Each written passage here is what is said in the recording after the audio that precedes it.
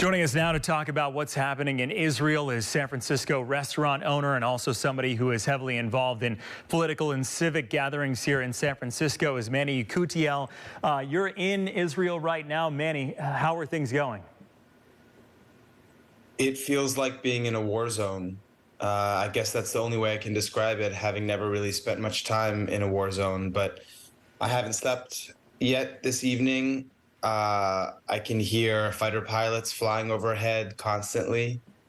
And I spent yesterday in and out of bomb shelters and saw things yesterday I never thought I would see in my lifetime. So it's a scary situation, and it's unfolding right in front of me and right in front of all the people here, and it's honestly very surreal.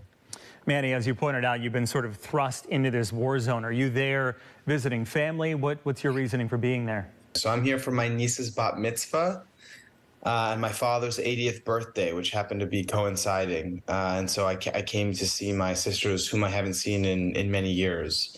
And yesterday it was Simchat Torah, which is supposed to be the most joyous day in the Jewish calendar. It's a day where traditionally Jews all over the world go out into the streets and dance and sing and hold each other and celebrate. So the day of all these attacks, hostages, people being killed in the streets, buildings being blown up, happened, unfortunately, on what was supposed to be the happiest day of the year for Jews around the world.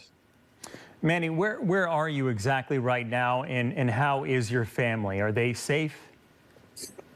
Well, I'm in the town of Beit Shemesh, which is about somewhere halfway between Jerusalem and Tel Aviv.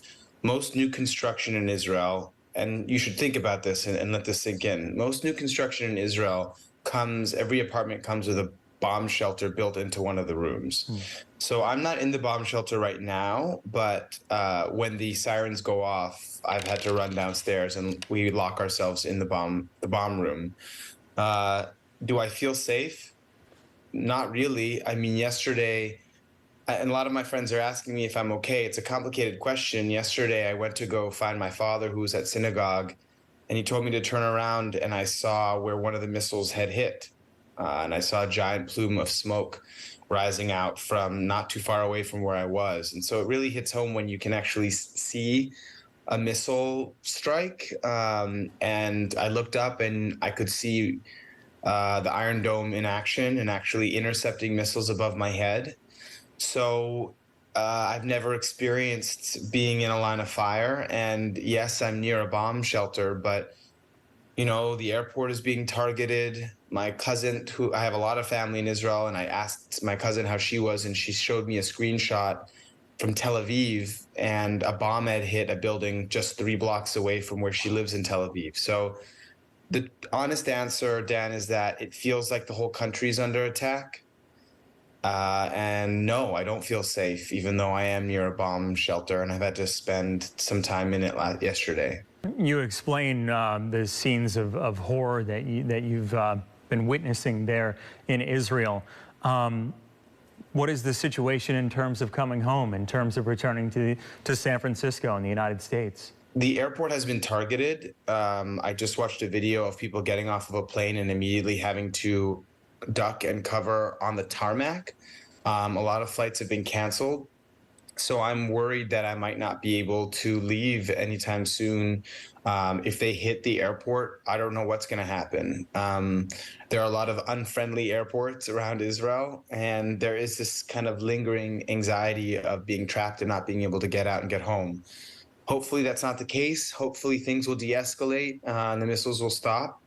I'm hoping for the best, and we have to show strength because there are kids watching, there are people watching, and I'm not going to lose my cool, lose my calm quite yet. But of course, I am worried when you see an airport be targeted by missiles. It's not very far from the front lines of this war. And, you know, I don't want to be trapped. I have a life back home, but I also have a lot of family here. Manny, thank you so much for taking the time to jump on with us and talk with our viewers and explain the experience that you've gone through there. I can only imagine the horrors that you've witnessed as you've explained to us. You're exhausted and having to go through all of this, and you're, essentially in a home, but you're also a world away from here in San Francisco. So thanks again for jumping on with us, and keep in touch, and we wish you the best out there to stay safe, all right? Thank you so much. Thank you for calling me.